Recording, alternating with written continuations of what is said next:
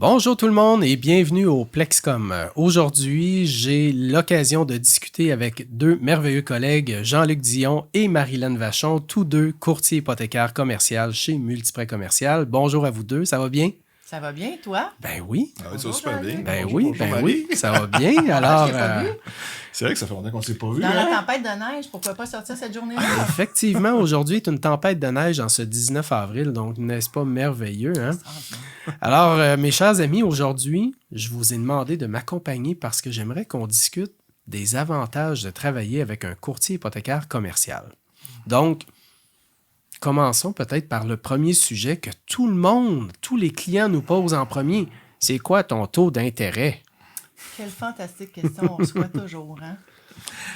Encore plus avec une philosophie que les taux montent. Je ne sais pas vous autres, mais moi, en tout cas, le téléphone sonne plus. Ils sont juste en train de magasiner.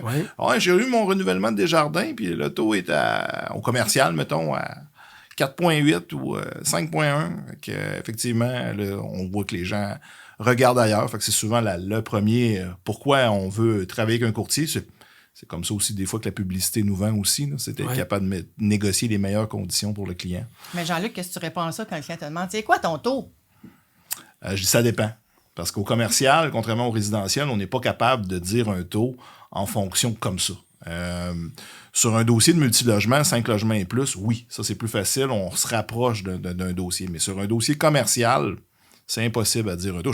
Souvent, je donne une fourchette parce que je ne suis pas capable de préciser. Ça dépend de la force financière de mon client, ça dépend de l'immeuble, ça dépend c'est quoi le type de locataire. Le montant de financement. Le montant de financement, le montant de financement, même je affaire. dirais. Oui, effectivement. SCHL, conventionnel, il existe plusieurs éléments, mais en tant que tel, point de vue taux d'intérêt, malgré tout, quand on travaille avec un courtier hypothécaire, il y a quand même certains avantages, mais il faut garder à l'esprit que le taux d'intérêt, c'est une dépense déductible.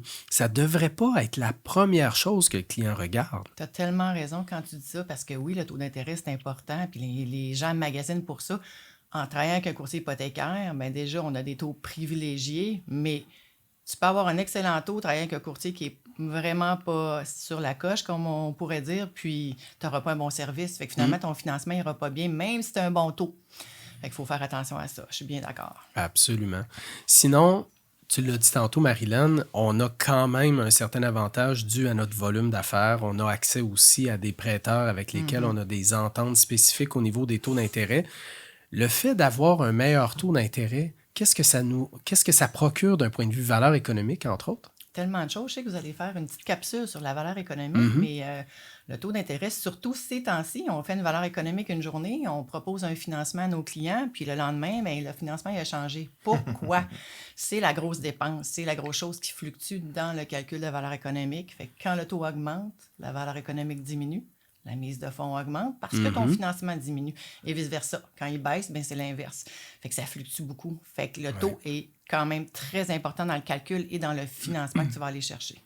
Fait que là, tu es en train de me dire que si j'ai un meilleur taux d'intérêt, j'ai une meilleure valeur économique. Jean-Luc, est-ce que, dépendamment des prêteurs, je vais avoir une valeur économique différente? Parce qu'en bout de ligne, une valeur économique, puis on va le voir dans un autre podcast qu'on va publier, une valeur économique, c'est une capacité d'emprunt. Donc, ça veut dire qu'on part des revenus, moins les dépenses, on arrive au revenu net. C'est avec ça qu'on va établir la capacité d'emprunt. Ce revenu net-là risque d'être similaire d'une institution financière à l'autre, mais ma valeur économique, est-ce qu'elle va être la même d'une institution financière à l'autre? C'est un des avantages. Moi, je suis moi-même investisseur immobilier. Puis j'ai longtemps penser, je travaille avec ma banque, puis ça a toujours bien été avec ma banque, j'ai sûrement des économies parce que j'ai du volume, qui n'est pas tout à fait faux. Sauf que peut-être ma banque utilise un taux de qualification qui est beaucoup plus haut que les autres, qui fait que à ce moment-là, ben exactement, mon prêt est diminué, puis je ne le sais pas, parce que j'ai toujours fait affaire. Fait que tu viens de nommer un des avantages importants, je pense, de justement être capable de voir ce qui se fait sur le marché, regarder ce qui fait ailleurs, parce que pour voir où est-ce que je parle, un investisseur immobilier va toujours vouloir maximiser son ratio prêt-valeur, donc pour investir, faire du levier. Fait que c'est clair que c'est l'un des avantages principaux. Évidemment. Puis je rajouterais à ça, moi aussi, je suis investisseur immobilier. Puis moi aussi, je faisais mon magasinage. Mais faire son magasinage, on n'est pas à l'affût comme client de ce qui se passe dans toutes les institutions financières. Fait que Banque A aujourd'hui est peut-être la meilleure, Mais dans 3 semaines, c'est plus elle la meilleure parce que les choses changent. Les Tout à banques fait ont un raison. appétit Tout différent à fait selon raison. qu'est-ce qui se On passe l'a dans vécu leur même banque. dans la COVID. À un moment Ben donné, oui. certaines banques s'étaient complètement retirées du marché. là. Exactement. Et ça change vite. Ça peut être une couple de semaines, puis, banque qui était la meilleure n'est plus la meilleure. Il faut se retourner Ouais. vers un autre prêteur. Ouais. Les courtiers sont au courant de ça. On est à l'affût parce qu'on fait tellement de volume. Fait que ça aussi, c'est super important. Effectivement. Puis ça m'emmène dans le fond au prochain sujet, Marilyn. On parle davantage de courtier hypothécaire, mais principalement aussi au niveau des connaissances et de l'expérience. J'imagine que quand je vais cogner à ta porte, tu sais exactement vers quel prêteur tu vas te diriger pour mon dossier. Oui, parce que justement, on vient de parler des changements. C'est sûr que j'ai une idée en tête. Mais dans le cours du processus, ça peut changer, comme je viens de dire. La banque A, qui était la meilleure au moment où je parle avec mon client, j'ai une idée dans la tête que je vais l'envoyer là. Mais oups, ça change 4 semaines plus tard, on va chercher le certificat de la SCHL, c'est plus la même. Fait qu'on va en appel d'offres. On va toujours magasiner et voir quelle est la meilleure des banques. Mais là, tu parlais d'expérience. Puis je peux prendre, Jean-Luc et moi, on a un petit peu le même parcours. On était investisseurs immobiliers avant de devenir courtier hypothécaire. On connaissait des choses, mais il y a plein de choses qu'on ne connaissait pas. Il y a beaucoup de choses qu'on ne connaissait pas. Tu as tout à fait raison. Vraiment, oui. vraiment. Déjà aussi que le CCD, le ratio de couverture de dette, peut varier d'une banque à l'autre. Il y a une multitude de facteurs, effectivement, qu'on pense connaître, puis effectivement, qu'on ne connaît pas. Donc, puis le réseau bancaire est quelque chose d'important parce que on peut pas dire qu'une banque est meilleure que l'autre. C'est qui tu connais dans la banque qui fait toute la différence. L'être humain en arrière du bureau. Ah hein? oui, c'est Tellement vrai. ça fait que, tu sais, on a pris du temps à développer ces réseaux-là. On a créé des relations importantes qui fait que ces collègues-là ont fait affaire avec les compétents. Le nombre de clients qui me disent, Jean-Luc, j'ai appelé mon gars de mon prêteur, puis il ne rappelle pas. Ça prend une semaine avant qu'il me réponde. Oui. Donc, tu sais, au moins avec toi, j'ai des réponses, puis ça va vite, puis je sais que je peux t'appeler le soir, puis j'aime ça, tu sais. Fait que les gens, dans le fond, oui, on a un tarif, effectivement, mais on offre un service que souvent n'est pas là, et on a accès aux kingpins dans chacun de l'industrie au niveau des prêteurs. Parce qu'on les a Effectivement. choisis, ces kingpins-là. Parce que le jour où il n'est plus kingpin, moi, il n'est plus dans mon livre, puis dans... On pas la passe à liste quelqu'un noire, d'autre, là. mais c'est ça. On change quand on n'a pas de bons services. Fait qu'on choisit avec qui on travaille, puis c'est ça qui est Effectivement. fantastique. Là. On parlait d'expérience. Évidemment, un directeur de compte dans une institution financière va faire en moyenne peut-être 20 millions, 30 millions de volume d'affaires par année. Travailler avec un courtier hypothécaire comme notre équipe, entre autres, où on va faire près d'un demi-milliard par année de volume d'affaires, évidemment, on n'a clairement pas la même expérience qu'un directeur de compte dans une banque, là. Puis tu peux parler d'expérience. On est réputé, l'équipe. Mais là, je rentre dans pourquoi multiprêt commercial et non pas nécessairement un courtier général. Mais tu ouvres la porte, je peux pas la manquer. Une des choses, c'est qu'on a une réputation sur la qualité de nos dossiers, sur la façon qu'on va les monter. On est reconnu par les institutions financières. Puis moi, je sais à chaque fois que je teste un nouveau contact dans une banque, on se le fait dire, waouh, les dossiers, c'est facile de travailler avec vous autres, tout est là, tout est clair. Même chose à la SHL qui nous a déjà dit, mais vous devriez donner des cours à certains courtiers ou certaines institutions financières de comment présenter votre dossier. Fait que c'est un autre avantage, je vous dirais, de travailler avec un courtier de multiprêt commercial. Ben, ça donne de la crédibilité à ton dossier. Ouais. D'un certain sens, parce que j'ai été investisseur, j'ai su c'est quoi. Fait que souvent, quand un banquier m'envoyait sa liste de documents, moi, j'ai envoyé ça au compte-gouttes. J'ai envoyé au compte-gouttes, j'ai envoyé des screenshots de mon téléphone, j'ai envoyé un paquet d'affaires. Souvent, ils me revenaient, c'était pas correct. Fait que là, on sert un peu d'intermédiaire à vous aider, à aider les gens, dans le fond, à bien présenter un dossier. Puis nous autres, quand on envoie le dossier, ben, il est complet. Il manque rien. Oui. Tu sais, fait que un banquier qui va avoir le choix demain matin entre un dossier qu'il reçoit au compte-gouttes ou un dossier qui est complet pour atteindre ses objectifs, va prioriser le dossier qui est complet. Effectivement. Oui, à ce moment. Puis on peut parfois avoir l'air d'une gang d'achalants parce qu'on demande des papiers, puis des papiers, puis On des est papiers. achalant, ça pour te dire. On est achalant, mais je sais. surtout, on est achalant parce qu'on veut tellement que le dossier soit crédible aux yeux du prêteur, puis on veut que notre client soit crédible aux yeux du prêteur, que, évidemment, la quantité de documents suit évidemment le dossier. Mais tranche de vie par rapport à ça, moi, j'avais un client qui chialait beaucoup, puis à un moment donné, j'ai dit, regarde, quand mon dossier va aller à la SCHL, j'ai dit, la seule question que je vais avoir, parce qu'il y avait beaucoup de fluctuations des taux, ça va être, c'est quoi ton taux de qualification, Marilyn? Parce que ça a changé entre-temps.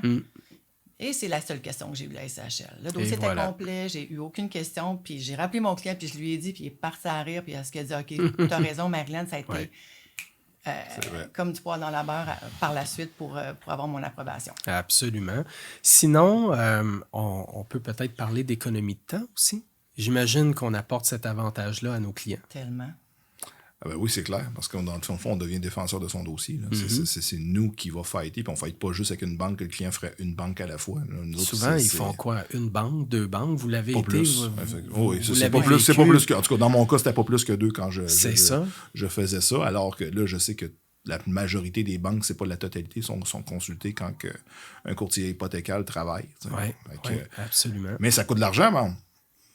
Oui, Hein? oui, c'est clair que oui, mais d'un autre côté, s'il y a une économie au niveau du temps, une économie au niveau du taux d'intérêt, peut-être un amortissement plus élevé, peut-être que je vais te faire penser, Jean-Luc, demain matin au nouveau programme APH Select qui va te faire gagner un amortissement, qui va te faire C'est gagner clair. un ratio de couverture de dette. En bout de ligne, ce que je t'ai fait gagner est largement beaucoup plus élevé que les honoraires d'un courtier hypothécaire. Là. Puis les gens qui ne savent pas qu'un courtier hypothécaire commercial, ça facture combien, Peter? Écoute, en moyenne, ça dépend toujours évidemment des montants. À un moment donné, il y a une certaine décence dans la facturation, mais normalement, c'est 1% du montant de l'emprunt. Mais évidemment, quand on atteint des montants importants, quand on parle de 5 millions, 10 millions, les honoraires pourraient être modulables, mais toujours selon la complexité du dossier. T'sais, en bout de ligne, là, si j'ai un organigramme qui ne rentre même pas dans une page 11 par 17, là, parce que j'ai des états financiers à la tonne puis que j'ai 15 actionnaires dans ma transaction, ça se peut que je négocie pas mes frais parce que j'ai beaucoup de travail dans ce cas-là. OK. Puis ces honoraires-là, sont-tu taxables? Eh bien non. Ah, Eh c'est bien bon. non.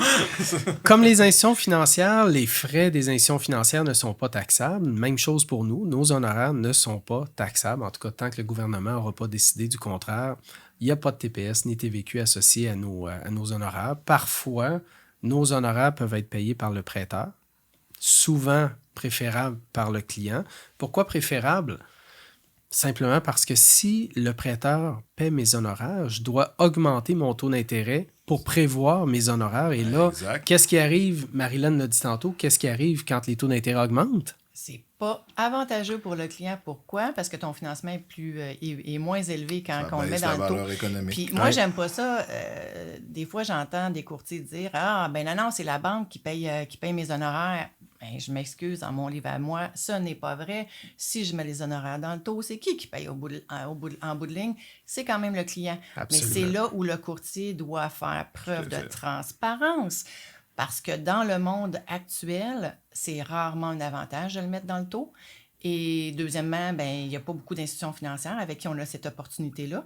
Fait que quand un courtier le met directement dans le taux, c'est parce qu'il ne magasine pas tant que ça. Mais il y a quelques années, c'était moi, quand Peter est devenu mon courtier, c'est comme ça que je l'ai connu. On le mettait toujours dans le taux parce que c'était avantageux. Les valeurs économiques étaient sur le 85% qu'on parle souvent de financement SCHL, c'était sur le prix d'achat. La valeur économique était au prix d'achat. On n'est plus dans ce monde-là.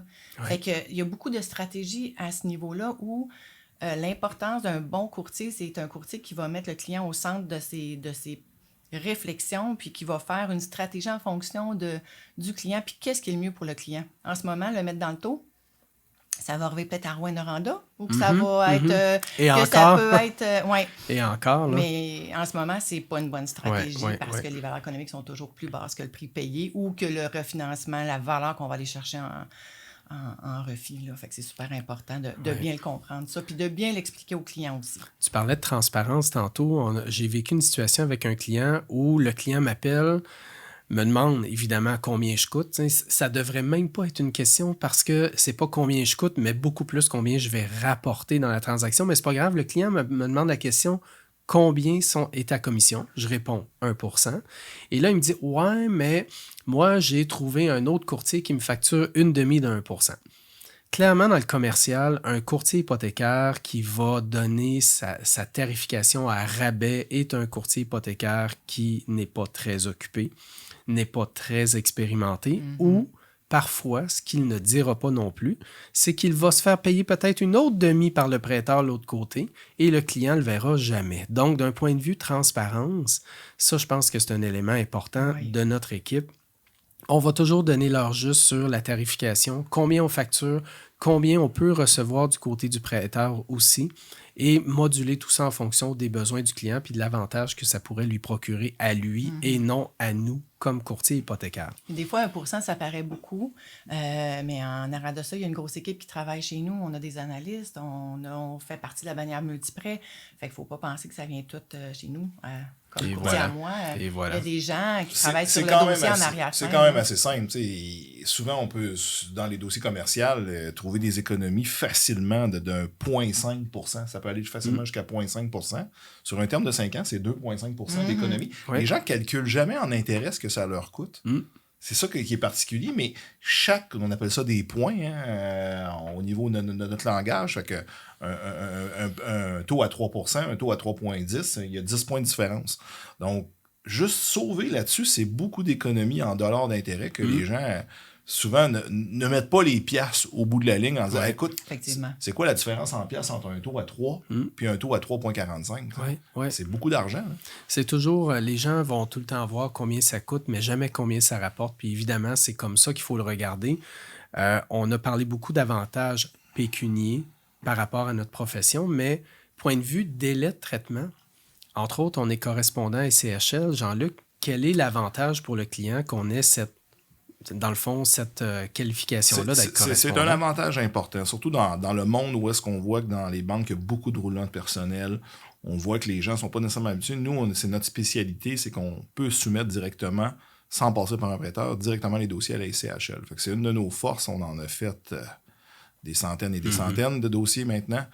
Donc, on a l'expérience, on est reconnu, puis on peut même dire que quand on soumet un dossier, c'est pas mal ce qu'on a écrit sur notre contrat que ce que tu vas avoir. Ouais. Donc, on est habitué, on connaît les souscripteurs, même s'il y en a beaucoup. Donc, on est capable d'argumenter avec eux si jamais il y a quelque chose qui accroche, que ce que tu n'auras pas avec une banque, souvent que tu as le résultat. Ça m'est arrivé souvent comme investisseur. Ma banque m'arrive avec tel résultat, ils ont coupé, l'MRB était là, ils n'ont pas reconnu telle affaire, mais il me dit pas ce qu'il a mal présenté ou ce qu'il a pas fait, nécessairement. Fait que c'est un des avantages importants qu'on a. On peut qualifier selon le meilleur taux du marché. Oui. C'est ce qu'on peut faire. Oui. Je ne veux pas nommer de banque, mais des fois, il y en a qui vont avoir un taux de qualification qui va être plus élevé. Qui vont avoir moins, qui vont présenter ça. Tu ne le sauras pas. Nous, un coup qu'on a le certificat SCHL, après, on peut regarder c'est qui le meilleur prêteur. C'est vraiment pour le client et les besoins du client aussi. Puis il y a plein de stratégies, puis il y a plein de stratégies qu'on peut mettre en place parce qu'on est justement mandaté pour représenter un CHL. On peut attendre notre certificat CHL, on peut, selon la fluctuation des taux, changer nos stratégies puis décider d'aller avec un prêteur tout de suite. Il y a beaucoup de choses qu'on peut moduler au fil du temps par rapport à ça. Puis quand tu parles de justement mal qualifié, moi, ça m'est arrivé souvent des clients qui ont fait affaire avec leur banque directement puis sont venus me voir, puis Marilyn, je veux que tu vois si tu peux sauver mon dossier, j'ai été mal représentée par mon institution financière. Ça m'est arrivé très souvent aussi. Oui. Fait que, puis c'est là où, justement, la connaissance qu'on a, le nombre de dossiers qu'on a fait et l'expérience qu'on a va faire qu'on est capable de bien présenter un dossier. Si on voit des choses qui sont un peu négatives dans le dossier, mais on va essayer de travailler avec le client pour trouver des aspects positifs, des atténuants qu'on appelle, parce que un dossier commercial, c'est bien différent d'un dossier résidentiel. Un dossier résidentiel, on parle d'ABD, ATD. Un dossier commercial, j'aime dire qu'on regarde l'ensemble de l'œuvre du client, de l'immeuble. Fait qu'on est capable d'aller chercher des choses autour qui vont justement aider le dossier.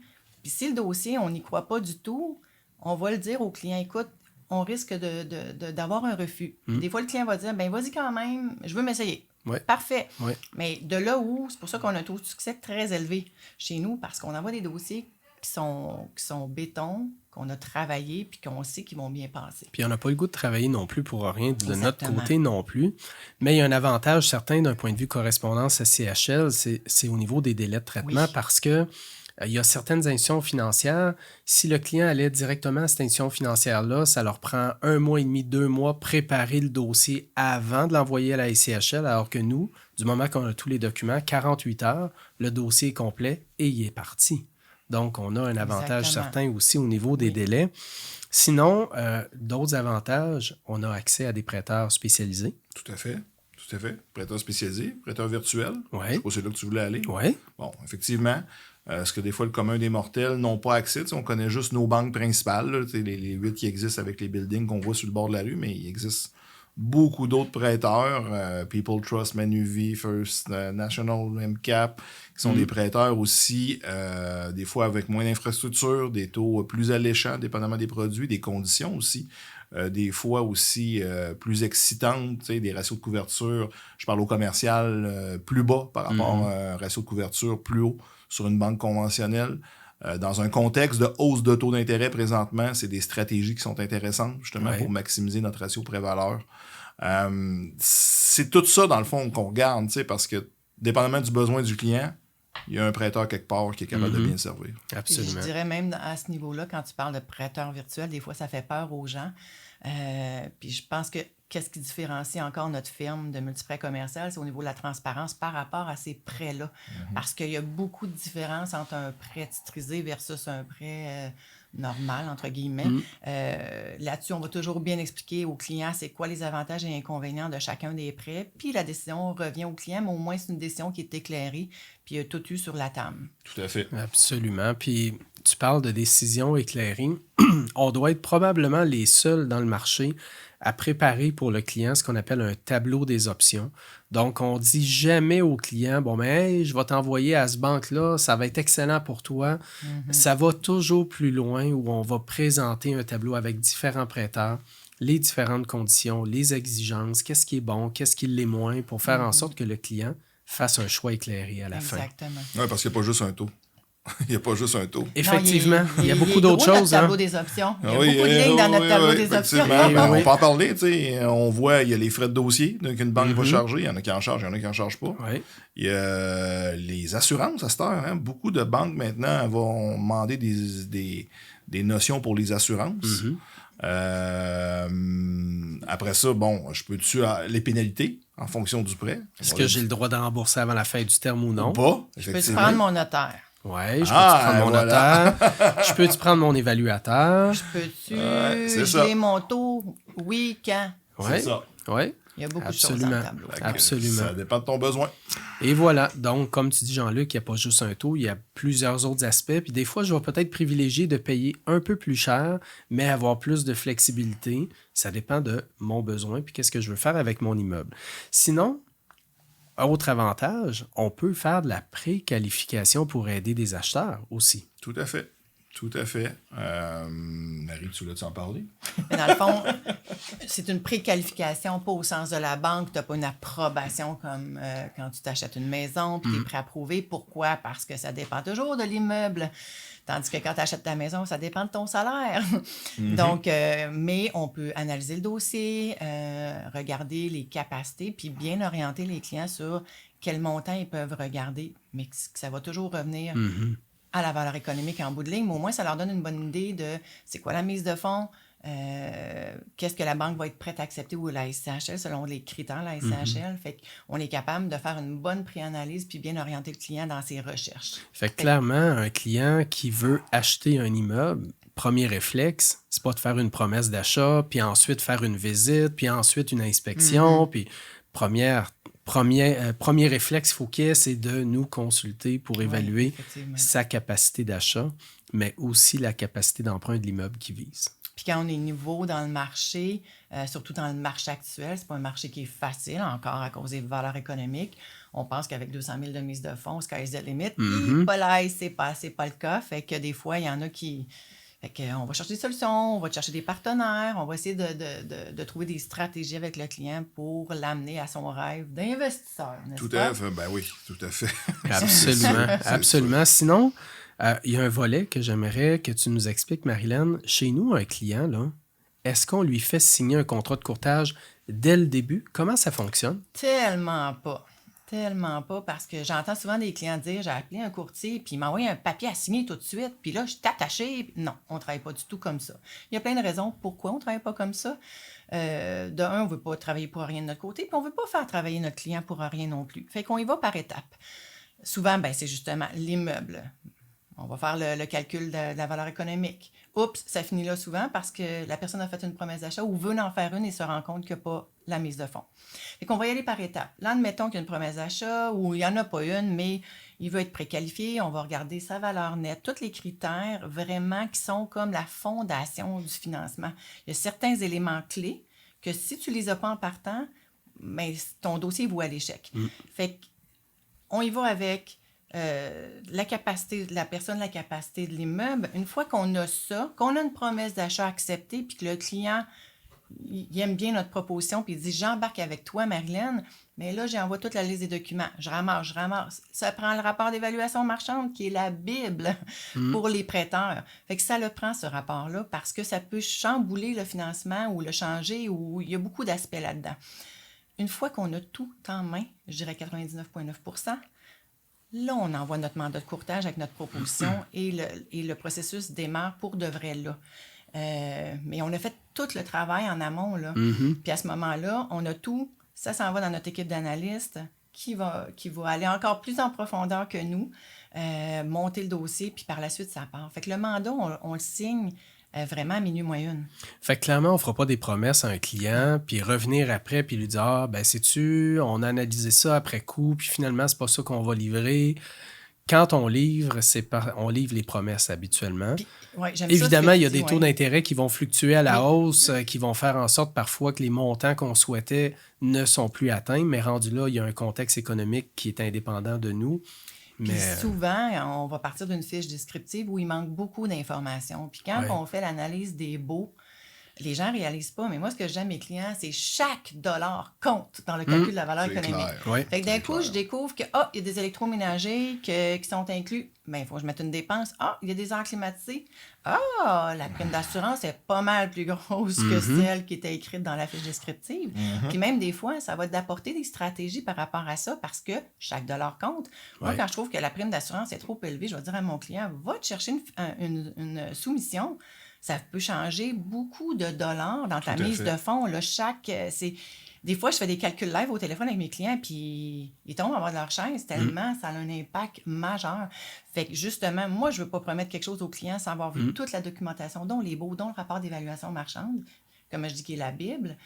Quand on a tout ça en main, là, on est sûr de qu'est-ce qu'on a en main puis de qu'est-ce qu'on propose à notre client. Puis comme tu dis, on ne veut pas faire des promesses en l'air qu'on ne livrera pas. Absolument, absolument. Fait que dans le fond, économie d'argent, valeur économique plus élevée, évidemment, meilleur taux d'intérêt, compétences, expérience. Il y a beaucoup d'avantages à travailler avec un courtier hypothécaire au-delà du prix. Il y a tous les autres avantages et j'oublie là-dedans les délais, la qualité des personnes avec qui on travaille au niveau des prêteurs, l'accessibilité à une multitude de produits. La réalité est que plusieurs d'entre nous sont des investisseurs immobiliers aussi. Expérimentés en mesure. On connaît la game, tu sais, dans Absolument. le fond. Ça fait des années qu'on travaille ça. Fait que... Je dirais pas juste qu'on connaît la game. Je pense que ça amène des discussions super le fun avec les clients parce qu'ils sentent qu'on a cette vibe-là aussi à l'intérieur. Puis on comprend l'autre côté de la médaille parce qu'on la vit toujours. Le nombre de fois qu'un propriétaire m'appelle et dit j'ai un trouble avec un locataire, tu fais quoi, toi? C'est même des conseils dans sa gestion actuelle. Là, clairement, ce qu'un directeur de compte dans une banque n'a pas toujours la capacité de bien répondre aux clients. L'accompagnement est largement différent aussi. Sans compter qu'on est accessible facilement au téléphone. Les retours d'appel se font rapidement. Alors, je pense qu'on a fait le tour au niveau des avantages de travailler avec un courtier hypothécaire commercial. Merci beaucoup à vous deux. Merci d'avoir participé. Merci. C'est super gentil. Merci tout le monde. J'espère que ça vous a éclairé sur les avantages de travailler avec notre équipe en espérant vous servir très bientôt.